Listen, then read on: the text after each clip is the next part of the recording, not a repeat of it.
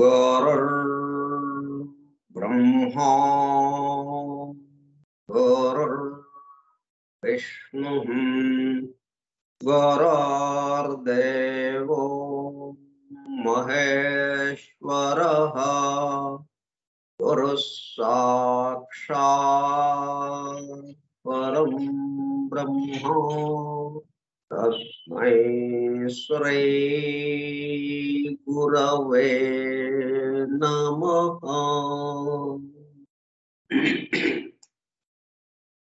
व्यासं वसिष्ठनप्तारं शक्तेः पौत्रमकल्मषम् पराशरात्मजं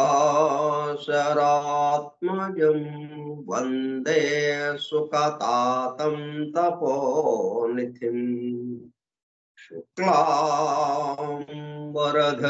विष्णुं शशिवर्णं चतुर्भुजं प्रसन्नवदनं ध्यायेत् सर्वविघ्नोपशान्तये।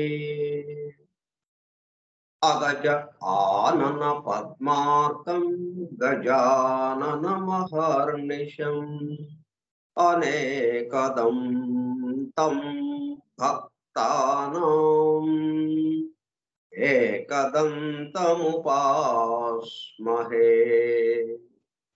वक्रतुण्ड महाकाय कोटिसूर्यसमप्रभ निर्विघ्नं कुरु मे देवा सर्वकार्येषु सर्वदा। सरस्वती नमस्तुभ्यं वरदे कामरूपिणी विद्यारम्भं करिष्यामि सिद्धिर्भवतु मे सदा।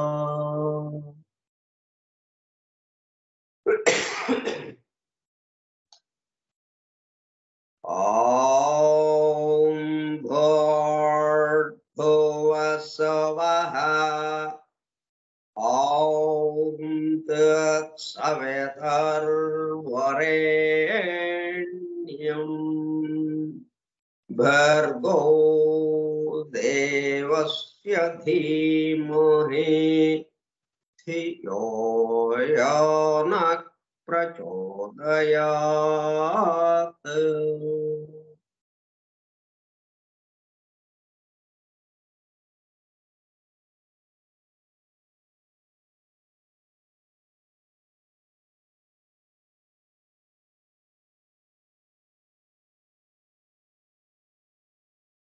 Vasudeva Vasudeva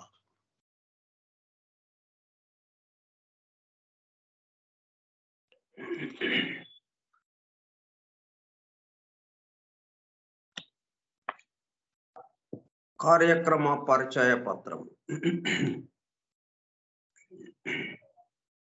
forum for truth seekers, సత్యాన్వేషకుల బృందము.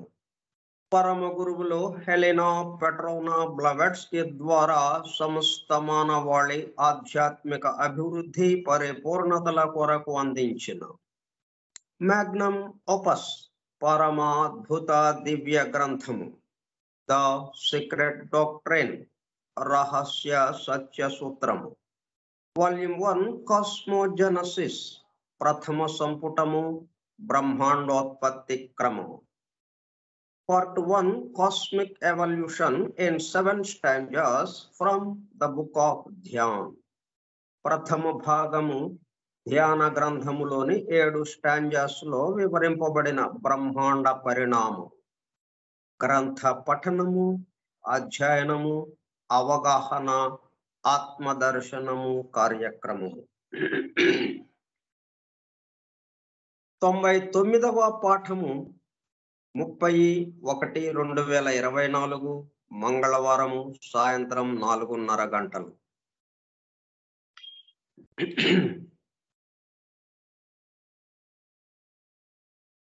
The secret doctrine Skype group లో సుదూర ప్రాంతాలలో ఎవరింట్లో వారు హాయిగా విశ్రాంతి తీసుకుంటూ ఏకకాలంలో ఒకేసారి ఏమి చేస్తున్నాము? వింటున్నాము. ఏమి వింటున్నాము? శాస్త్ర సాంకేతిక రంగములలో ఎంతో వేగముగా పురోగమిస్తున్న ప్రస్తుత కాలంలోని మానవాళి అదే వేగముతో ఆధ్యాత్మిక రంగంలో కూడా పురోగమించుటకు వీలుగా ప్రపంచంలోనే అన్ని జాతుల మతముల పవిత్ర గ్రంథములలో పొడుపు కథల రూపంలో అర్థము అయి అవనట్లుగా ఉన్న సృష్టి రహస్యములను, సృష్టి అమరిక కూర్పును బహిర్గతం చేసి మానవాళికి అందించి వాటి అవగాహన ద్వారా ఆత్మదర్శనము పొందుట అను దివ్య ప్రణాళిక అమలు పరచబడుటకు పరమ గురువులు మేడం హెలెనా పెట్రోనా బ్లవెట్స్కీ ద్వారా అత్యద్భుతముగా అందించిన ద సీక్రెట్ డాక్ట్రైన్ గ్రంథములో బాహాటముగా ఇవ్వబడిన అతి నిగూఢములైన సృష్టి రహస్యములు, వాటి మూలము, గ్రంథ హృదయమును చేరు పద్ధతులు తెలుసుకోవాలనే తీవ్ర ఇచ్ఛతో, తపనతో సత్యాన్వేషణలో భాగముగా ఎన్నో నిగూఢ విషయములను మరింత లోతుగా తెలుసుకుంటూ సత్యమును చేరు ప్రయత్నంలో మనమందరము ఇక్కడ చేరాము. దానితో పాటు ఆధునిక విజ్ఞానము యొక్క దృష్టి పథము నుండి తప్పిపోయిన తత్వ దర్శన అన్వేషణలో అనగా సత్యాన్వేషణ కొరకు కూడా ఈ గ్రంథము దగ్గరకు వచ్చాము. The true student of the secret doctrine is a జ్ఞానయోగి అని మేడం బ్లవెట్స్కీ అన్న మాటలను నిజం చేయటానికి మనమందరము జ్ఞానయోగిగా అవుటకు కూడా ఇక్కడ చేరాము. గత 2 సంవత్సరముల 8 నెలల కాలము పాటు ద సీక్రెట్ డాక్ట్రైన్ గురించి తెలుసుకోవడానికి ప్రయత్నించిన మనము ప్రస్తుతము ఇక్కడ చేరి ద సీక్రెట్ డాక్ట్రైన్ ను తెలుసుకుంటూ ఆపై సమస్త విశ్వముగా రూపుదాల్చిన ద సీక్రెట్ డాక్ట్రైన్ యందు ప్రవేశించి ద సీక్రెట్ డాక్ట్రైన్ గా స్వస్థితి యందు మేల్కాంచుటకు చేస్తున్న చిరు ప్రయత్నమే ఈ కార్యక్రమము. ఈ దివ్య జ్ఞాన మహాయజ్ఞ కార్యక్రమంలో పాల్గొని చెవియొగ్గి వినుచున్నాం అనగా ఒళ్ళంతా చెవులు చేసుకుని వినుచున్న ప్రియ సత్యాన్వేషక సోదర శ్రోతలందరకు నమస్కారం.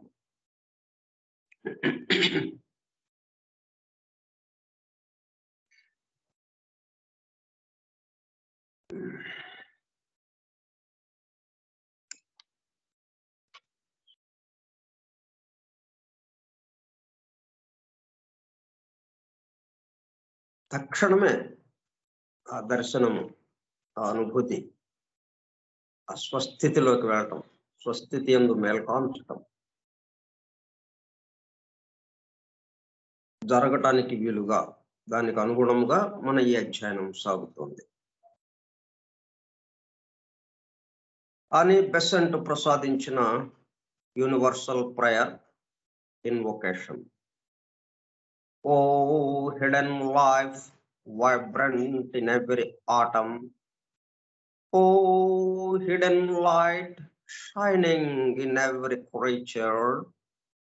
Oh, hidden love, embracing all in oneness. May each who feels himself as one with thee know he is also one with every other.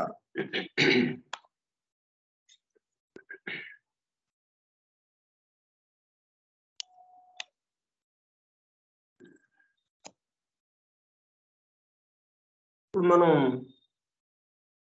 ఇక్కడ ఎందుకు కూర్చునే ఇది చెప్పుకుంటున్నాము, మనకి తెలియదు కాబట్టి. మనం ఏ విషయం అయితే చెప్పుకుంటున్నామో ఆ విషయం మనకు తెలియదు కాబట్టి. తెలిసిన విషయం అయితే ఎందుకు చెప్పుకుంటాం? మనం ఎవరి పనిలో వాళ్ళు వెళ్ళిపోయేవాళ్ళం. ఇంకా తెలియదు కాబట్టి, తెలియదని తెలిసింది కాబట్టి ఆ తెలియని దాన్ని తెలుసుకుందామని ఒక ఉత్సుకతతో ఆసక్తితో ఇక్కడ కూర్చున్నాం. మరి తెలియకపోవడం ఏంటి? మనం మన జీవితాలని చక్కగా తీర్చిదిద్దుకుంటున్నాము కదా. పుట్టిన దగ్గర నుంచి క్రమక్రమంగా అభివృద్ధి చెందుతూ మనకన్నీ తెలుసు కదా. అంటే ఇక్కడ 2 విషయాలుగా ఉంది. మనకి తెలిసిందేమో అనేకత్వంకి సంబంధించింది, ఇక్కడ ఉన్న విషయమేమో ఏకత్వానికి సంబంధించింది. ఇక్కడ పెద్ద గొడవ. మనకి ఇక్కడ ఉన్నదేమో ఏకత్వం, అనేకత్వం లేదు. కానీ ఇక్కడ ఉన్నదేమో తాడు, ఇక్కడ పాము లేదు.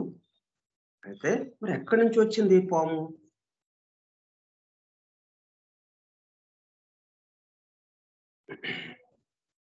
అంటే అనేకత్వాన్ని మనము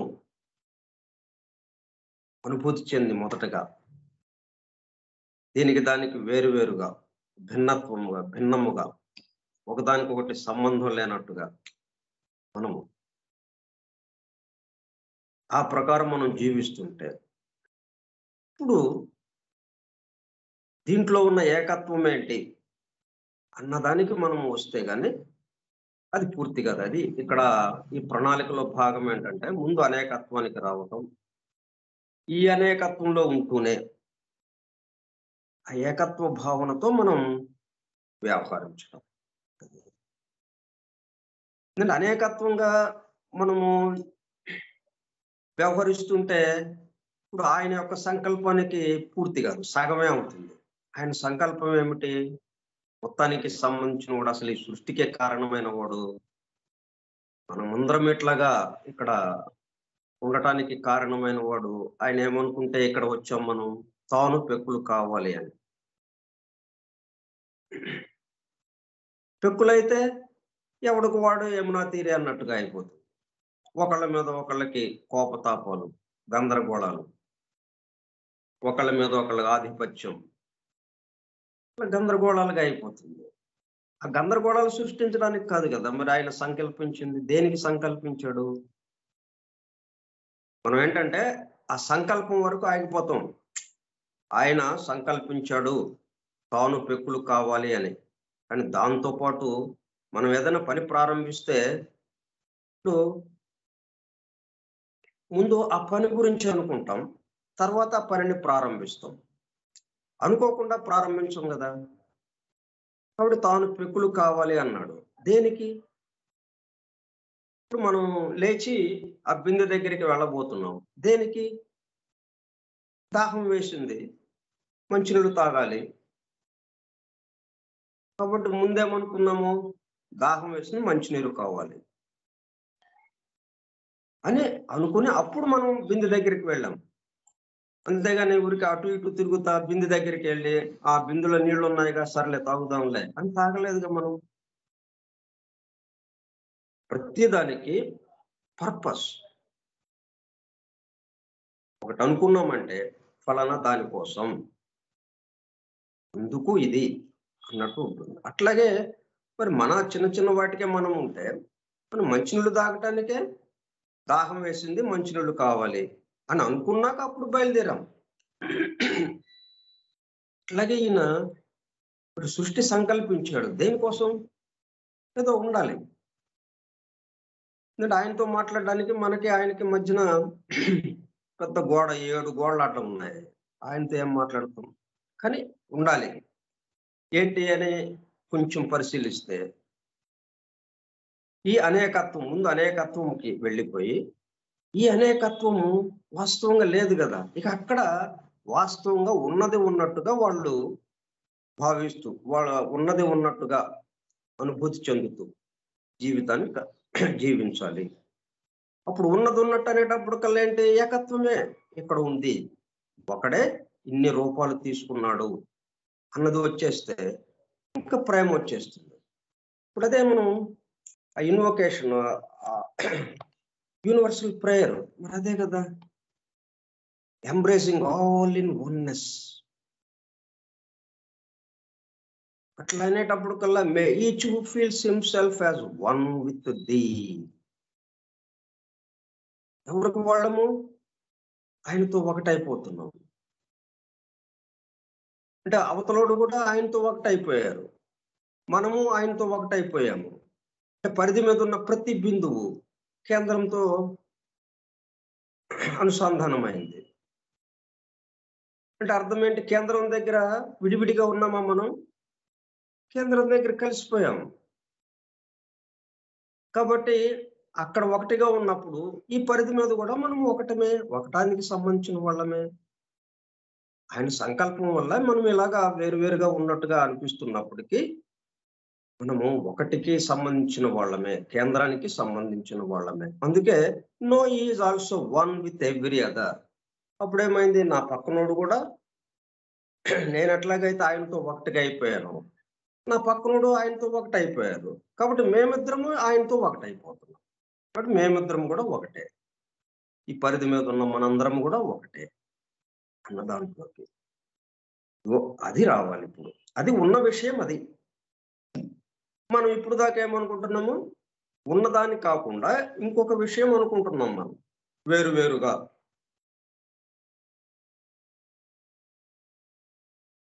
అందుకని ఆ ఉన్న విషయం మనం దాని పట్ల గుర్తు తెచ్చుకోవటం, దాని పట్ల మనం మేల్కొంచు, వేరే ఏమి లేదు ఇక్కడ. దానికోసం ఇచ్చారు ఇవన్నీ. సీక్రెట్ డాక్టర్ను తేలిక చేయటం కోసం ఇచ్చారు.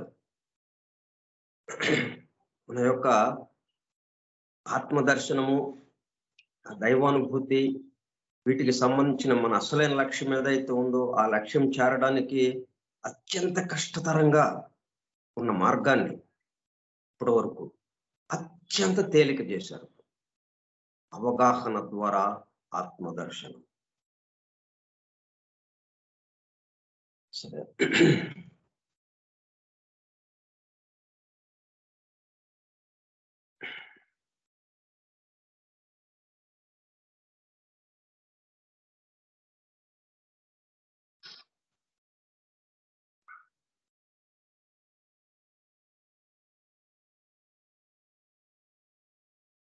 ఇప్పుడు ప్రళయం తర్వాత మన్వంతరం అంటే సృష్టి స్థితికి రావడానికి ఏంటి జరుగుతుందో ఆ ప్రాసెస్ అది నిన్నటి వరకు చెప్పుకున్నాం. This process is repeated after every pralaya before the beginning of a new మన్వంతర.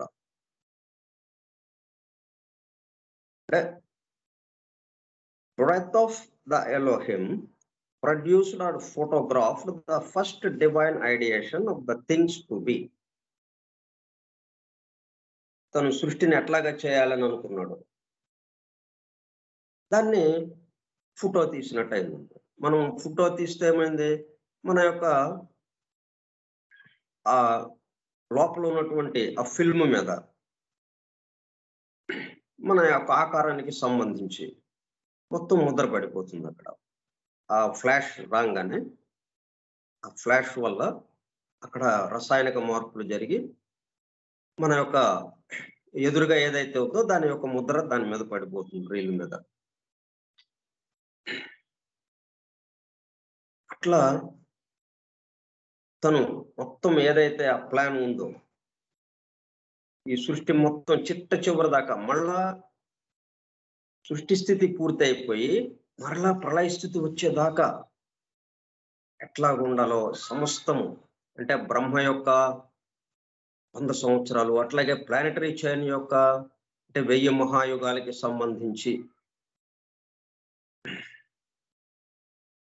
ఒక రోజు బ్రహ్మ యొక్క ఒక పగలు, బ్రహ్మ యొక్క ఒక రాత్రి, ఆ మొత్తానికి సంబంధించి ఒక యూనిట్ గా ఆయన భావిస్తే దాన్ని ఫోటోగ్రాఫ్ తీసి ఇక ఇది జరగబోతోంది అంటే మనం వైఖరిలోకి రాబోతోంది అన్నట్టుగా.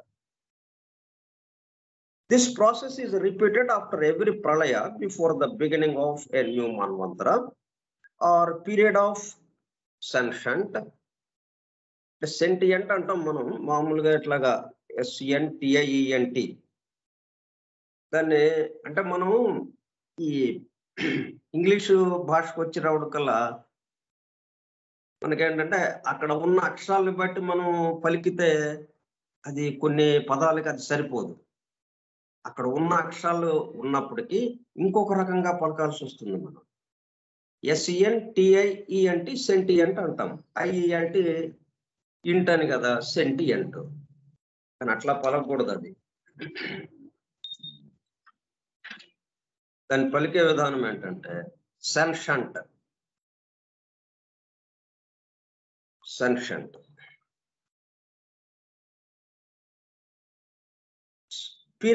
Are period of sentient individual being.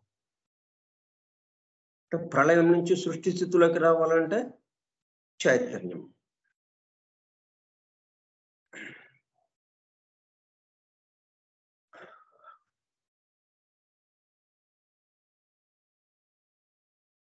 ఇలా ఫ్యాన్ ఆపేసాం, స్విచ్ ఆపేసాం, ఫ్యాన్ తిరగటం ఆగిపోయింది. కొంతసేపు గడిచింది, మరలా స్విచ్ వేసాం, ఫ్యాన్ తిరగటం మొదలైంది.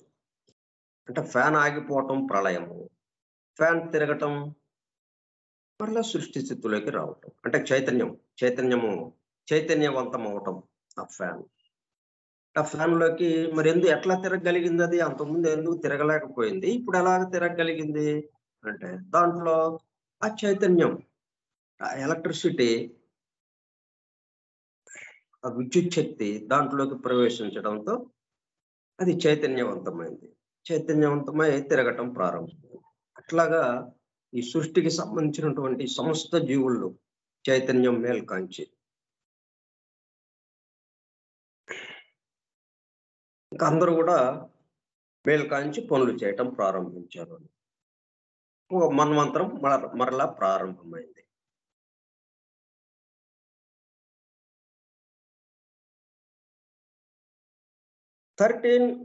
Depend on 13 forms. అంటే ఇవన్నీ ఏంటంటే ఒక్కొక్కటి మనకి ఆ కబాలాకి సంబంధించి ఆ కబాలా అధ్యాయంలో వివరించిన అవి సంకేతాలుగా వాటికి సంబంధించినటువంటి రహస్యార్థాలు ఏంటో, దాంట్లో ఉన్న రహస్యంగా నిగూఢంగా దాగి ఉన్నటువంటి అర్థాలు ఏంటో ఆ విషయాలు ఇక్కడ మనకి వివరిస్తున్నారు అనమాట. దాన్ని మరలా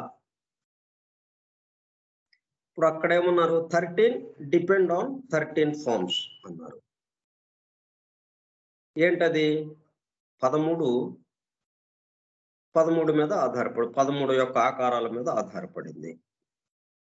13 depend on 13 forms refers to the 13 periods personified by the 13 manos with Swayambhuva the 14th. అంటే మనకి 14 మనువులు కదా. 14 మనువులకి అంటే ఇక్కడ ఏంటంటే ఈ కబాలాకి వచ్చేటప్పుడు కల్లా ఆ మెయిన్ హెడ్ ఎవరైతే ఉన్నారో అతను విడిగా లెక్కేయకుండా దీంతో కలిపేస్తూ అలా చేశారు. ఎందుకని?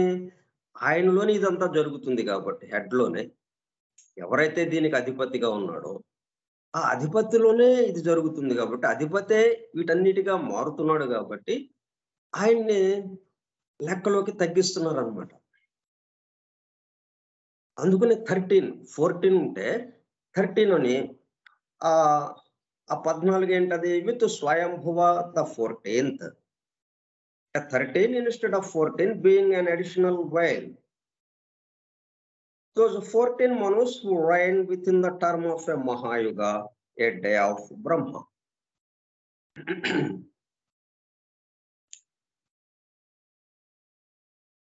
అంటే మొత్తం 1000 మహాయుగాలు జరిగితే ఒక రోజు బ్రహ్మకి ఒక రోజు జరుగుతుంది కదా. అది ప్లానెటరీ చైన్. ఒక ప్లానెట్ కి సంబంధించి ప్రళయ స్థితిలోకి వెళ్ళటం, సృష్టి స్థితి పూర్తి అయిపోయి ప్రళయ స్థితిలోకి వెళ్ళడం. ఇప్పుడు దీన్ని ఏమంటున్నారు అక్కడ? 13 అనే పదం ఒకటి. 13 డిపెండ్ ఆన్ 13 ఫార్మ్స్ అన్నమాట అక్కడ వాడారన్నమాట. దాంట్లో ఉన్న అంతరార్థం ఏంటంటే స్వయం ఈ 13 ఏంటన్నమాట అంటే మనువులు. అంటే ఇండియన్ మైథాలజీ, భారతీయుల పురాణాలకు వచ్చేటప్పుడు కల్లా మనువులు. ఈ 13 మంది మనువులు వాళ్ళ ఒక్కొక్కళ్ళు వాళ్ళ పరిపాలనా కాలం ఎంత ఉందో అంతా పరిపాలిస్తూ ఒక మహాయుగం పరిపాలిస్తారు వాళ్ళు. మహాయుగం అంటే 4 యుగాలు కలిసింది. అది 71 మహాయుగాలు వాళ్ళు పరిపాలిస్తారు. 4 యుగాలు మనకి బేసిక్ గా ఉన్నాయి. ప్రాథమికంగా 4 యుగాలు మనకి విభజించుకున్నాం. అంటే మనకి ఎట్లయితే వారానికి 7 రోజులు పెట్టుకున్నాము, అలాగే 4 వారాలు కలిపి ఒక నెలని పెట్టుకున్నాము, 12 నెలలు కలిపి ఒక సంవత్సరాన్ని పెట్టుకున్నాము. అట్లాగే ఇక్కడ 4 యుగాలు కలిసి ఒక మహాయుగం. అటువంటి మహాయుగాలు 71 జరిగితే ఒక మనువు పరిపాలనా కాలం.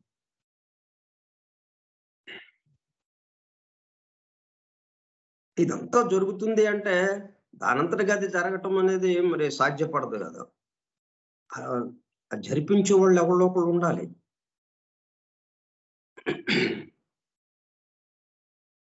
మన దేహ వ్యవస్థ చక్కగా ఇలాగా సాగుతూ ఉంటే మనం హాయిగా కూర్చుని మాట్లాడుకుంటున్నాం. లోపల ఎంత కార్యక్రమం జరుగుతోంది. మనం నాలుక మీద పెట్టుకున్నటువంటి ఒక ముద్ద అన్నం, ముద్ద ఆహారం లోపలికి వెళ్ళి ఇన్ని మార్పులు జరిగి అది శక్తిగా మారి మనం బయట నుంచి శక్తిని తీసుకోవటం సాధ్యపడదు. బండి అంటే మోటార్ సైకిల్ ఉంది, పెట్రోల్ బంక్కి వెళ్తాం, పెట్రోల్ పోయిస్తాం, తిరుగుతూ ఉంటాం. మరి మనకి ఎట్లాగా? మరి ఆ పెట్రోల్ తయారు చేసుకునేది కూడా మనలోనే ఉంది. ఆ శక్తిని దాన్ని శక్తిగా మార్చుకొని నిరంతరము మనకు ఆ శక్తిని అందజేస్తూ మనము ఎట్లాగా వెళ్ళాలంటే అలాగా, ఏం మాట్లాడాలంటే ఆ మాటలు, ఎట్లా చేయాలంటే అలాగా సిద్ధంగా దేహం మొత్తం సిద్ధమై దేహ వ్యవస్థ అంతా మనకు అందుబాటులో ఉంది. అట్లాగా ప్రతిదీ ఇదంతా జరుగుతూ ఉంది అంటే అది జరిపించేవాళ్ళు ఉన్నారు అక్కడ. వాళ్ళే మనువు అంటాము. 14 మంది మనువులు ఉన్నారు. ఆ 14 మంది మళ్ళీ ఎవరికి సంఖ్య, ఎవరికి అనుసంధానంగా ఉన్నారు? చంద్రుడికి 14 తిథులకి అనుసంధానంగా ఉన్నారు.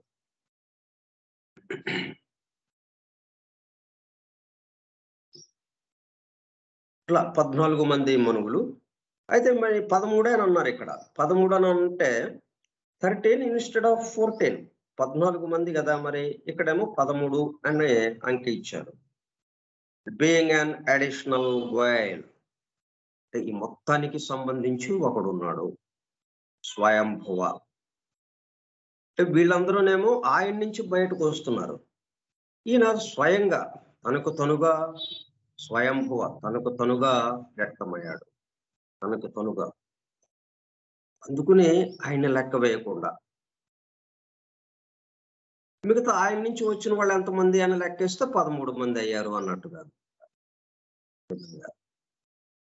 those 14 manos who reign within the term of a Mahayuga, a day of Brahma.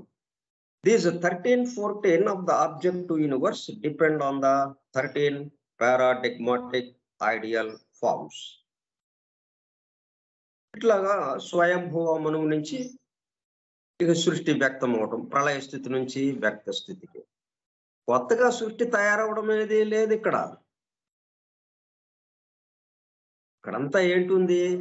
ప్రళయ స్థితి నుంచి సృష్టి స్థితిలోకి రావడం, సృష్టి స్థితి మరలా ప్రళయ స్థితిలోకి వెళ్ళటం. ఇదే గోళ, ఇక్కడంతా ఇదే. రంగుల రాట్నం అని అందుకే అంది. అలా తిరుగుతూ ఉంటుంది. దానికి రంగు గుండ్రంగా ఉంది అంటే దానికి ప్రారంభం లేదు, దానికి అంతము లేదు అన్నట్టుగా జరుగుతూ ఉంటుంది అంతే. ఇక అది అందువల్ల మనకి ఇక్కడ అట్లా ప్రారంభము, సృష్టి ప్రారంభము అంటే అంతకుముందున్న ప్రళయ స్థితి నుంచి, అంతకుముందున్న నిద్రాస్థితి నుంచి మేల్కొంచుతుంది, అంతకంటే ఏం లేదు ఇక్కడ అన్నట్టుగా అనమాట. ఇక్కడ మనం ఏం చేస్తున్నాం? ఆబ్జెక్టివ్ యూనివర్స్, ఈ భౌతిక జగత్తు వచ్చేసింది. ఈ భౌతిక జగత్తుని ఇట్లా 14 మనువులు పరిపాలిస్తారు. అంటే 1000 మహాయుగాలు మొత్తం. ఒక్కొక్కళ్ళు 71 మహాయుగాలకి సంబంధించి ఒక్కొక్కళ్ళు 71 మహాయుగాల సమయం పరిపాలిస్తూ ఒకళ్ళ తర్వాత ఒకళ్ళు. ఎందుకు ఇంతమంది ఇట్లాగా అంటే అవికాసాన్ని అనుసరించేగా. ఎప్పుడు ఒకడే అయితే అది ఎదుగుదల లేకుండా ఉన్నది ఉన్నట్టుగా ఇంకా అలాగా ఉండిపోతుంది. ఇట్లా కాకుండా ఎందుకు ఎదుగుదల ఉండాలి అంటే మనం అనేకత్వం నుంచి ఏకత్వానికి రావాలి. మనం పూర్తిగా మళ్ళీ అనేకత్వానికి పరిణమించాలి. అనేకత్వానికి పరిణమించడం అదొక పని ఉన్నది. ఎందుకంటే ఉన్న స్థితి ఏకత్వం. ఏకత్వం నుంచి అనేకత్వానికి రాకపోతే మరలా ఏకత్వానికి వెళ్ళాలన్నది ఉండదు కదా. ఎందుకని మనం ఏకత్వ స్థితి ఒక్కటే ఉందనుకోండి, ఇంకేటూ కదిలే పని లేదు, ఇంకా అలాగా ఉండిపోతాం. మరి ఎందుకు ఇదంతా కదలాల్సిన అవసరం ఏర్పడింది అంటే ఇది అనేకత్వానికి వచ్చింది. అనేకత్వానికి రావడం వల్ల మళ్ళీ దీని నుంచి ఏకత్వ స్థితికి అన్న దాంట్లోకి వెళ్లాల్సిన అవసరం ఏర్పడింది. కాబట్టి దానికి తగిన విధంగా ఇవన్నీ అటువైపుకి తీసుకువెళ్ళేటట్టుగా ఇటు అనేకత్వానికి తీసుకొచ్చే పనులు కొంతమంది చేస్తుంటారు. ఈ అనేకత్వానికి తీసుకొచ్చిన దాన్ని మరలా ఏకత్వానికి తీసుకువెళ్ళటానికి కొంతమంది పని చేస్తూ ఉంటారు. ఇదంతా ఆ మనువు యొక్క పరిపాలనా కాలంలో జరుగుతూ ఉంటుంది.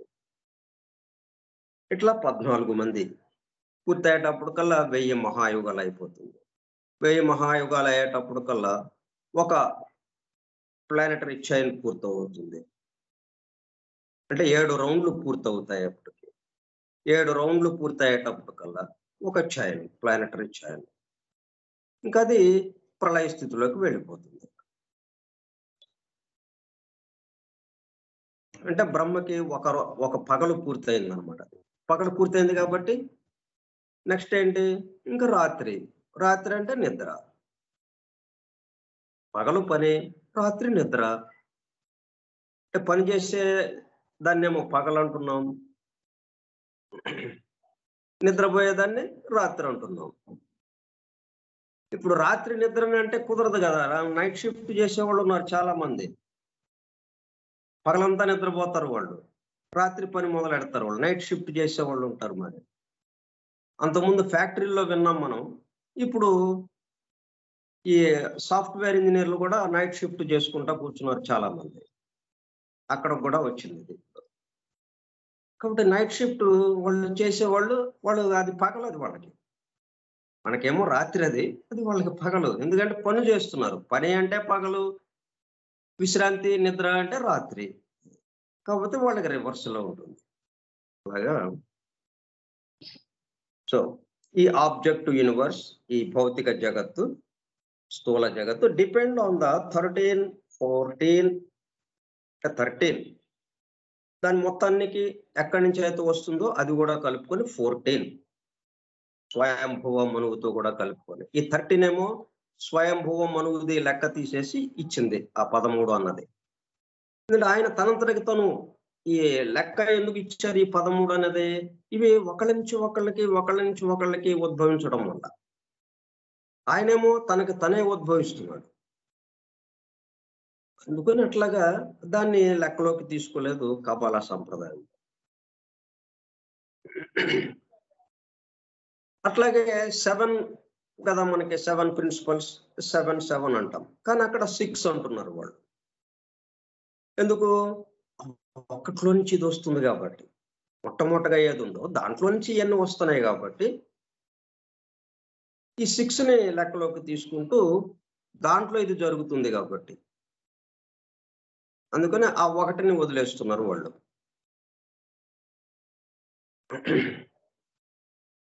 అంటే మనం మొదటిది లెక్కేయం, మామూలుగా అంటే లాభం అంటాం. ఏమైనా వస్తువులు ఉన్నాయి లెక్క పెట్టాలి, లేకపోతే బియ్యం కొలవాలి, ఏదన్నా వస్తువులు కొలవాలి, బియ్యం ఏదో కొలవాలి అంటే ఆ కొలపాత్ర తీసుకునే కొలత పాత్ర లాభం 2, 3 అట్లా లెక్కేస్తాం మనం. అట్లాగా వాళ్ళు కబాలా సంప్రదాయంలో ఆ మొదటి దాన్ని వదిలేసేసి అక్కడి నుంచి 1ని లెక్క పెట్టుకుంటా వచ్చారు. అది సరే, అట్లా కొంచెం తేడా ఉంది. అంటే మన దగ్గరకు వచ్చినప్పటికల్లా అది తెలుసు, దాన్ని కూడా మనం లెక్కలోకి తీసుకున్నాం. ఎందుకంటే ఇవన్నీ కూడా మొత్తానికి వీటికి కూడా ఆధారం ఇంకోటి ఏదో ఉంది. అందుకుని దీనికి ఇక్కడ రావడం లేదు, వీడు రావడానికి కూడా ఆధారం ఇంకొకటి ఏదో ఉంది, ఆ పరమాత్మ తత్వం.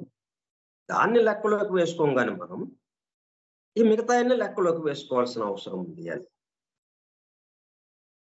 13 and 14 paradigmatic ideal forms. Paradigmatic to exhibit side by side. Para అంటే ఏంటి? beside, beyond. To exhibit side by side. ఒకదాని పక్కన ఒకటి ఉన్నాయి, ఒకదాని నుంచి ఒకటి వచ్చింది. ఇది మొత్తము 13 అంటున్నా కానీ ఇవన్నీ ఒకళ్ళ నుంచి ఒకళ్ళు ఉద్భవించారు. అంటే 14 మంది అక్కడ కొలువు తీర్చి ఉన్నారు అనేది లేదు అక్కడ. ఒకడే స్వయంభువ మనువు ఫస్ట్, ఆయన నుంచి తర్వాత మనువు వచ్చాడు. అట్లాగా తీసుకొచ్చారు కాబట్టి ఇది paradigmatic ideal forms.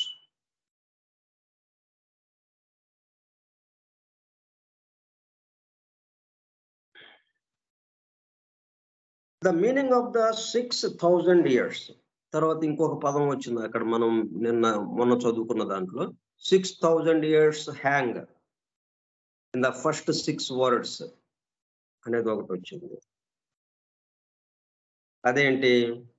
The meaning of the 6,000 years ఏంటి? 6,000 సంవత్సరాలు అట్లా నిలబడిపోయింది, వేలాడబడినట్టుగా అక్కడ అటు ఇటు కదలకుండా నిలబడిపోయినట్టుగా ఉంది. 6,000 years హ్యాంగ్. మొదటి 6 వర్డ్స్ లో, 6 పదాల్లో, మొదటి 6 పదాలలో ఏంటంటే అది 6,000 years which hang in the first 6 words as again to be sought in the Indian wisdom. ఇది తెలియాలి అంటే మళ్ళీ భారతదేశం రావాలి. కబాలా, చాల్డియన్, అక్కడి నుంచి ఈజిప్షియన్, అక్కడి నుంచి జూస్ అంటే యూదులు, అలాగే గ్రీకు, రోమన్లు, ఇట్లా వీళ్ళకి సంబంధించిందిగా ఉంది. అది ఒక్కొక్కళ్ళు చాల్డియన్ నుంచి ప్రధానంగా తీసుకున్నారు. చాల్డియన్స్ కి ఎక్కడి నుంచి వచ్చింది? భారతదేశం నుంచి. కాబట్టి మళ్ళీ ఇప్పుడు ఇట్లాగా చెప్పారు కదా, 6,000 years hang in the first 6 words అన్నారు. ఇది కావాలి అంటే మళ్ళీ has again to be sat in the Indian wisdom. అలా ఈ భారతీయులకి సంబంధించినటువంటి, భారతదేశానికి సంబంధించినటువంటి ఆ వేదము, పురాణాలు, ఉపనిషత్తులు, ఆ జ్ఞానం దగ్గరికి మనం రావాలి. ఆ విజ్ఞానం దగ్గర Indian wisdom. They refer to the primordial 6. అంటే మనం ఒకటి కలుపుకుంటూ ఉండాలి. ఇక్కడ కబాల సంప్రదాయంలో ఉన్న అంకికి ఒకటి కలుపుకోవాలి. 6 అన్నాడు అంటే 7, 13 అంటే 14, మనూస్ 14. ఈ 6 ఏంటనమాట అంటే 7 ఏంటవి లోకాలు. 7 కింగ్స్ ఆఫ్ ఎడోమ్. అంటే ఇక్కడ చూడండి ఎంత చక్కగా ఉందో.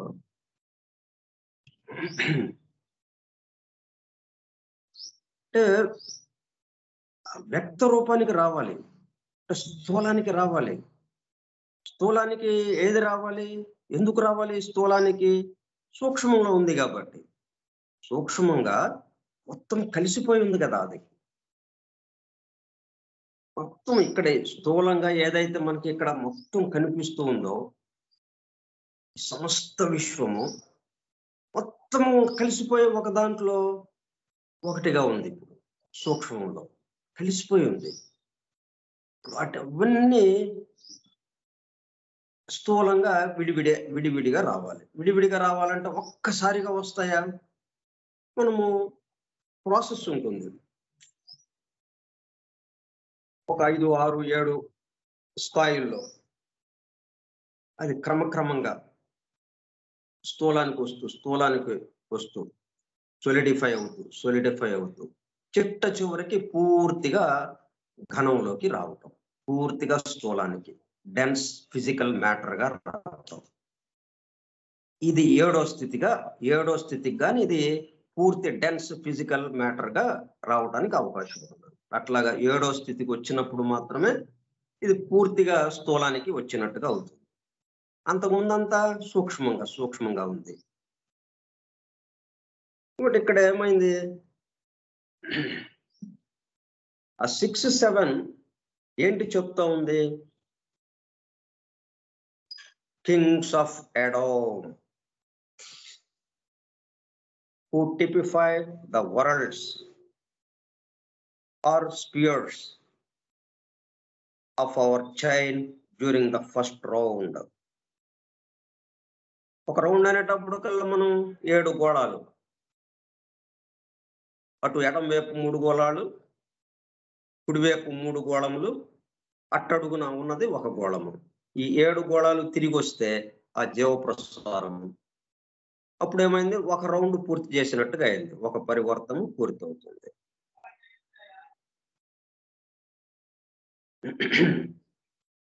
అట్లా అవడాన్ని ఈ కింగ్స్ ఆఫ్ ఎడోమ్ అన్న పేరు పెట్టారనమాట. అయితే ఈ కింగ్స్ ఆఫ్ ఎడోమ్ అన్నది ఏంటంటే ఇది బైబిల్లో ఉన్న విషయం. ఇది ఎంతమంది రాజులు ఉన్నారు? 7 రాజులు ఉన్నారంట అక్కడ. చాలా తమాషాగా ఉంటుంది ఇది.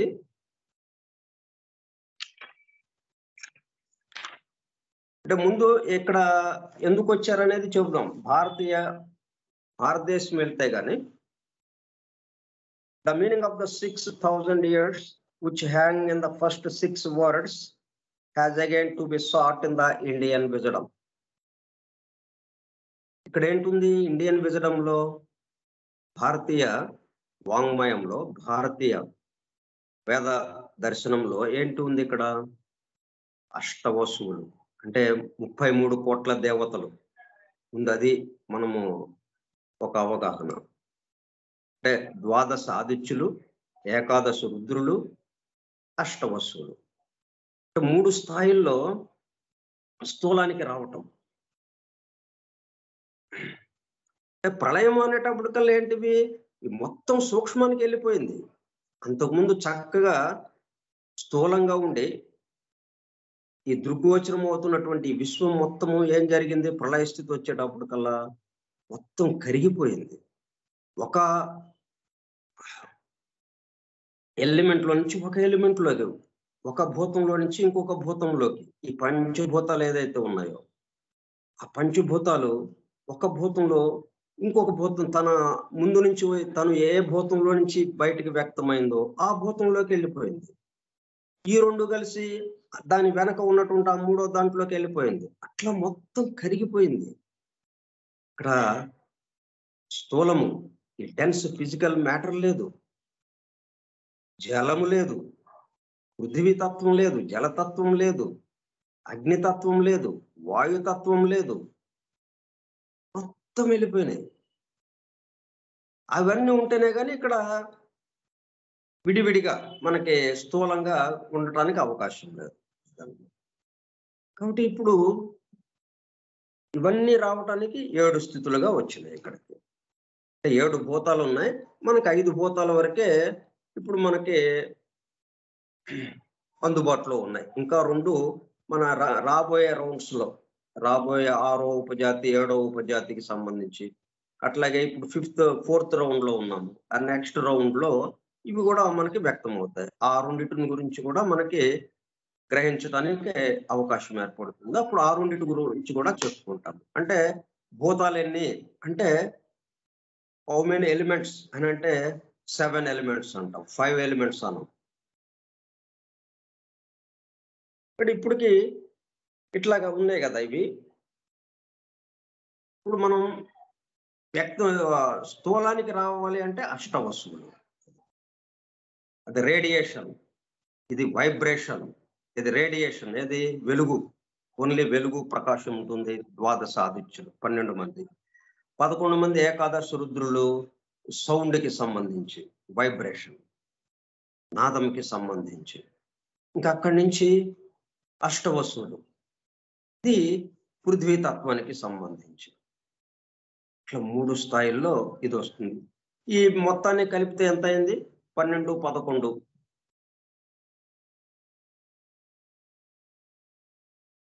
23, 23, 8, 31. అష్టవస్తువులు 8 కదా, 31. ఇంకా ఇద్దరేంటి? అశ్విని దేవతలు. అంటే ప్రారంభానికి అంతానికి సంబంధించి. అటు ఇటు మనకి గుడి ముందుకు వెళ్తే ద్వారపాలకులు 2 ఉన్నారు అన్నట్టుగా, దేనికైనా కానీ 2 స్తంభాలు ఉంటాయి. దేవాలయ కింగ్ సోలమన్ దేవాలయం ఉంది. ఆ దేవాలయం లోపలికి ప్రవేశించాలంటే 2 స్తంభాల నడుమ నుంచి మనము లోపలికి వెళ్ళాలి. అట్లాగే మనకి ఇక్కడ మన దేవాలయానికి ప్రవేశించాలంటే 2 ద్వారపాలకులు ఉంటారు. వాళ్ళ ఇద్దరిని మధ్య నుంచి మనము వెళ్ళాలి.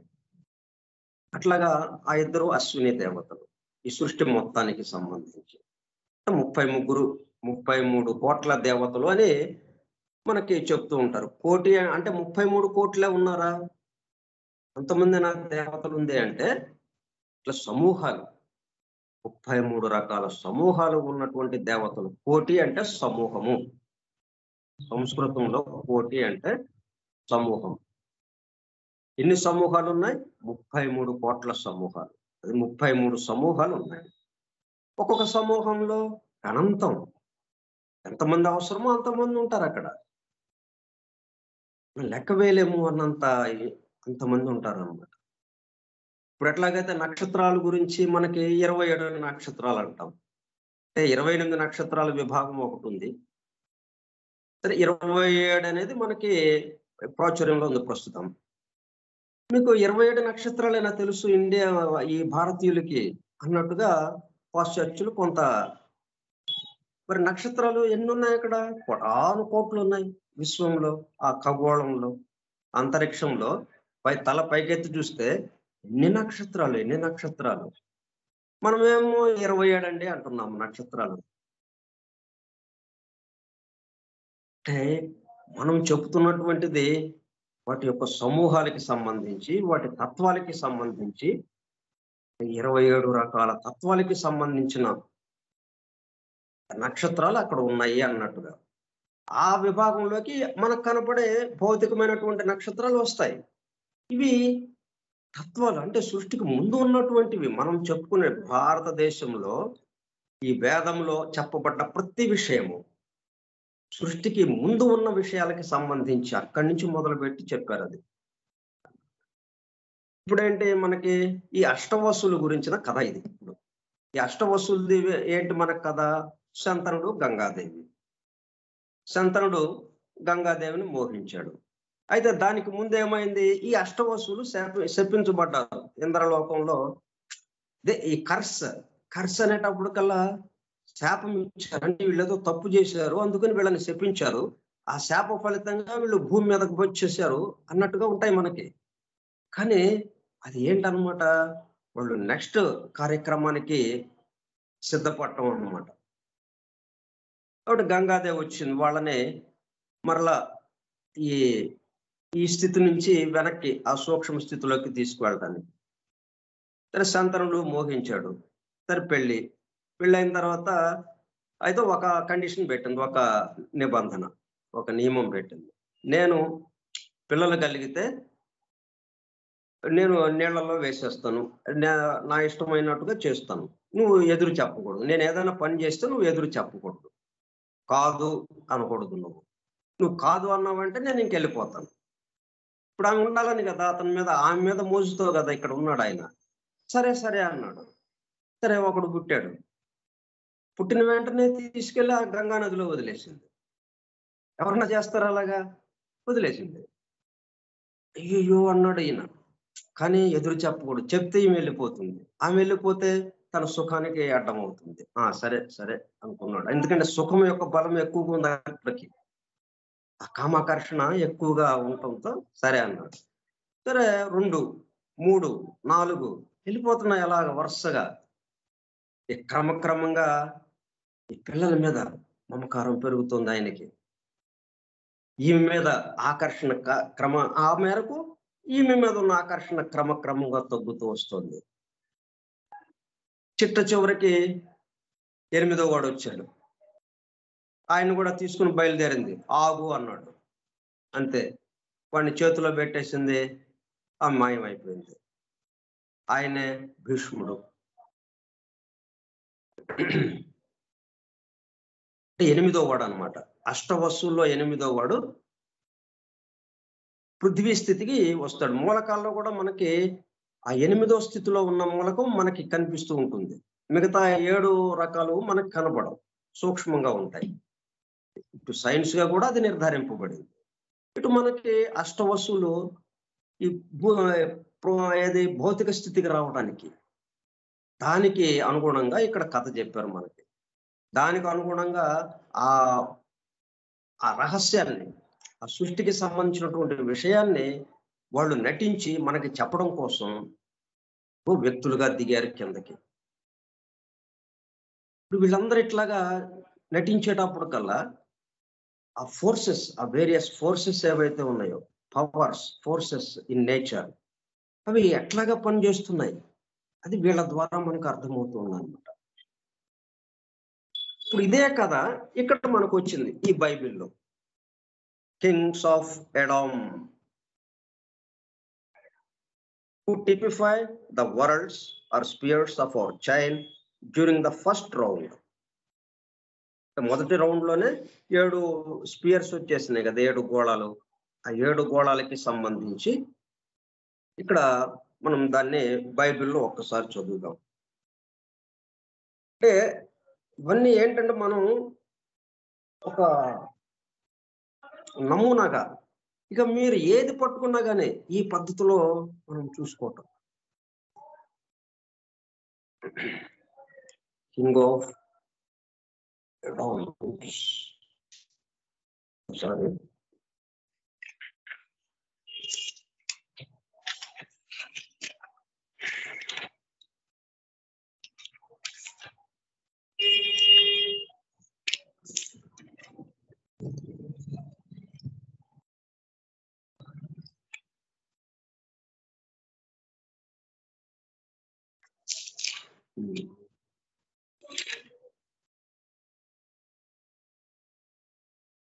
King of Adam. ఇది మనకి పాత నిబంధన గ్రంథంలో ఆది కాండంలో 36వ అధ్యాయంలో ఉందన్నమాట. ఇది ఎట్లా ఉందో చూడండి, ఎంత తమాషాగా. ఇప్పుడు మనం ఇది చూసాం కదా, భీష్ముడిది. అంటే మొదటి అష్టవస్తువుల్లో మొదటి 7 వెళ్ళిపోయారు, ఈయన ఒక్కడు మిగిలాడు. అంటే ఏంటి, స్థూలానికి ఎప్పుడు ఒకటి మిగులుతుంది స్థూలానికి వచ్చేటప్పుడు కల్లా, మిగతా 7 చనిపోవటం జరుగుతుంది. అది ఇక్కడ ఎలాగా ఇచ్చారో చూడండి.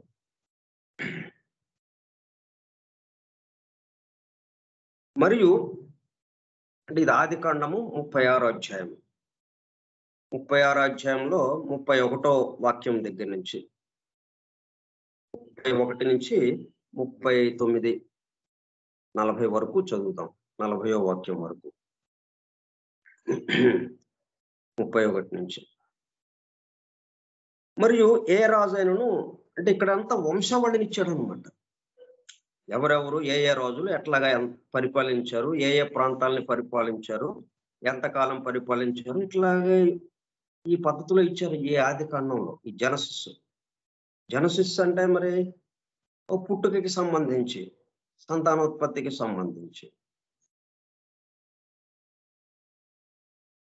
మరియు ఏ రాజైనను ఇశ్రాయేలీయుల మీద రాజ్య పరిపాలన చేయక మునుపు ఏదోము దేశంలో రాజ్య పరిపాలన చేసిన రాజులు ఎవరనగా, ఏదోము అంటే ఎడోమ్ అన్నాం కదా ఇక్కడ మనం. ఏదోమ్, కింగ్స్ ఆఫ్ ఎడోమ్ అన్న మాట వచ్చింది కదా మనకి సీక్రెట్ డాక్టర్లో.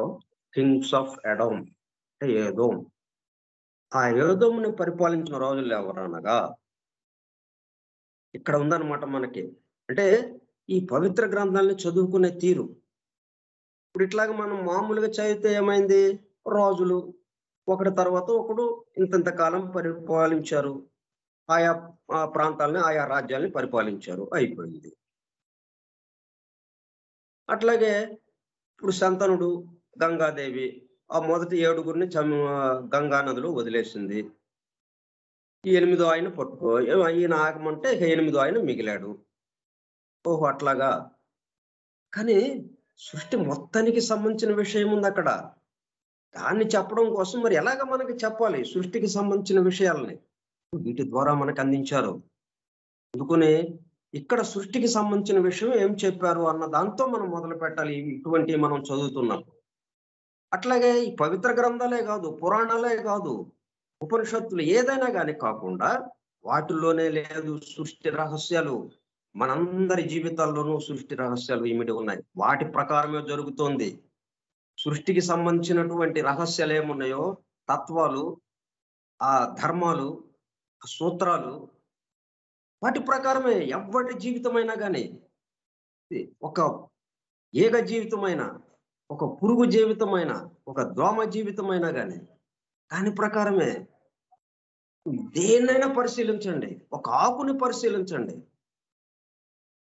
మనం ఎక్కడికి వెళ్తాం ఆకు దగ్గర నుంచి? ఆ దైవం దగ్గరికి. ఎందుకంటే అక్కడ ఉన్నది పరమాత్మ తత్వం.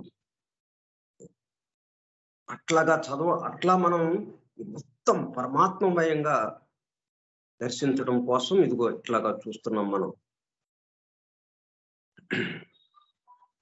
ఏదోము దేశంలో రాజ్య పరిపాలన చేసిన రాజులు ఎవరనగా, బేయారు కుమారుడైన బెల ఏదోములో రాజ్య పరిపాలన చేశాను. బేయారు కుమారుడైన బెల, ఆయన మొదటి రాజుగా చెప్పారు. అది రాజ్య పరిపాలన చేశాను. అతని ఊరి పేరు దిన్హాబా. ఇవి హిబ్రూ భాషలో వీటి అర్థాలు కనుక మనకి తెలిస్తే ఇంకా మరింతగా దాన్ని అనుభూతి చెందటానికి వీలవుతుంది. ఆ సృష్టి రహస్యము ఇంకా మరింతగా మనకు దర్శనమిస్తుంది. సరే, మనకి తెలుగులో ఏంటంటే ఊరికే రాజు పేరు అయి పెట్టారు, అంతేగాని మనకి మరి ఆ హిబ్రూ భాష మనకి రాదు. బేయారు కుమారుడైన బెల ఏదోంలో రాజ్య పరిపాలన చేశాను. అతని ఊరి పేరు దిన్హాబా. బెల చనిపోయిన తర్వాత, ఇక్కడ చూడండి, చనిపోయాడు అంటే ఇక్కడ శంతనుడు, గంగాదేవి కథలో మొదటివాడు వచ్చాడు, చనిపోయాడు. మొదటివాడు వచ్చాడు, తీసుకెళ్లి గంగానదిలో వదిలేసింది. బెల చనిపోయిన తరువాత బొస్రావాడైన జరహు కుమారుడగు యోబాబు అతనికి ప్రతిగా రాజు అయ్యాను. యోబాబు చనిపోయిన తరువాత తేమానీయుల దేశస్థుడైన హుషాము అతనికి ప్రతిగా రాజు అయ్యాను. ఇక్కడ ఏంటి, ఈ రాజులు ఆ వంశం వాళ్ళే కాకుండా, వారసులు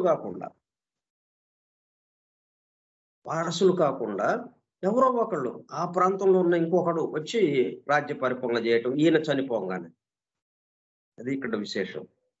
మామూలుగా రాజులంటే వాడు కొడుకో లేకపోతే కొడుకు లేకపోతే కూతురో అట్లాగా వారసులు ఉంటారు కదా, తమ సంతానం. ఒకళ్ళ తర్వాత ఒకళ్ళు, ఒక తరం తర్వాత ఇంకో తరం అట్లా పరిపాలన చేసుకుంటూ వెళ్తారు. ఇంకొకళ్ళు ఎవరైనా వచ్చి వీళ్ళనే ఓడించి ఆ రాజ్యాన్ని స్వాధీనం చేసుకునేదాకా. ఇక్కడ అలా కాకుండా ఈ యోదోము రాజ్యాన్ని ఎట్లా పరిపాలన చేశారు? ఒకడు చనిపోయిన తర్వాత ఇంకొకళ్ళు ఎవరో వచ్చి రాజ్య పరిపాలన. వాళ్ళకి కుటుంబం ఉందని, భార్య ఉందని, వాళ్ళకి సంతానం ఉందని ఆ విషయాలేమి ఇక్కడ రాయలేదు చూడండి. బెల చనిపోయిన తరువాత బొస్రావాడైన జరహు కుమారుడగు యోబాబు అతనికి ప్రతిగా రాజు అయ్యాను. యోబాబు చనిపోయిన తరువాత తేమనీయుల దేశస్థుడైన హుషాము అతనికి ప్రతిగా రాజు అయ్యాను. హుషాము చనిపోయిన తరువాత మోయాబు దేశమందు మిద్యానును కొట్టివేసిన బదదు కుమారుడైన హడదుదు అతనికి ప్రతిగా రాజు అయ్యాను. అతని ఊరి పేరు అవీతు. హదదు చనిపోయిన తరువాత మస్రేకావాడైన శమ్లా అతనికి ప్రతిగా రాజు అయ్యాను. శమ్లా చనిపోయిన తరువాత నదీ తీరమందలి రహేబోతు వాడైన షాపూలు అతనికి ప్రతిగా రాజు అయ్యాను. షావూలు చనిపోయిన తరువాత అక్బోరు కుమారుడైన బయల్హానాను అతనికి ప్రతిగా రాజు అయ్యాను. అక్బోరు కుమారుడైన బయల్హానాను చనిపోయిన తరువాత హదరు అతనికి ప్రతిగా రాజు అయ్యాను.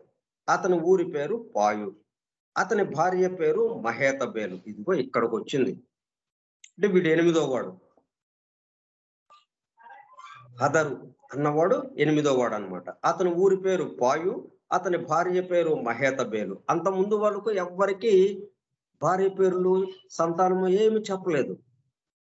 వాడు పరిపాలన చేశాడు, చనిపోయాడు, పరిపాలన చేశాడు, చనిపోయాడు. ఇక్కడికి వచ్చేటప్పటికల్లా ఇక అతని యొక్క భార్య, ఆమె మేజాహాలు కుమార్తె అయిన మత్రేదు కుమార్తె, మరియు వారి ప్రకారము వారి వారి స్థలములలో వారి వారి పేరుల చొప్పున ఏషావు సంతానపు నాయకుల పేర్లు ఎవరు, ఇట్లాగా జరిగింది. అలా కంటిన్యూ అయింది.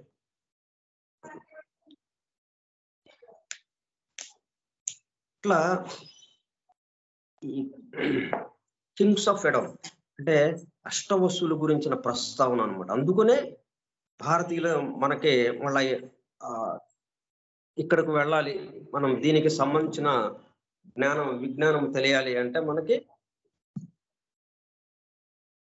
Indian విజడం has again to be sat in the Indian విజడం అని చెప్పింది. అందుకనే సో మిగతా విషయాలు మనం రేపు చెప్పుకుందాం. అంటే ఇంత వివరంగా ఎందుకు చెప్పుకుంటున్నాం అంటే ఎక్కడైనా కానీ ఇదే సూత్రం, ఒకే ఒక సూత్రం, దాన్ని పట్టుకుని వెళ్ళిపోవటమే. అందుకుని విన్న క్షణంలోనే మనం సమస్తాన్ని దర్శించిన, సమస్తము వ్యాపించిన వాళ్ళం అయిపోతాం. సమస్తము నేనే అన్నట్టుగా ఇంత వివరంగా చెప్పుకుంటున్నాం. ఓకే. స్వస్తి ప్రజాభ్యః పరిపాలయంతాం న్యాయేణ మార్గేణ మహిం మహిషాః గోబ్రాహ్మణేభ్యః శుభమస్తు నిత్యం. లోకాః సమస్తాః సుఖినో భవంతు. లోకాః సమస్తాః సుఖినో భవంతు. లోకాః సమస్తాః సుఖినో భవంతు. ఓం శాంతి శాంతి శాంతి. ఓపికగా ఉన్నటువంటి సోదర సత్యాన్వేషక బృందమునకు ధన్యవాదములు. Thank you all. వాసుదేవ.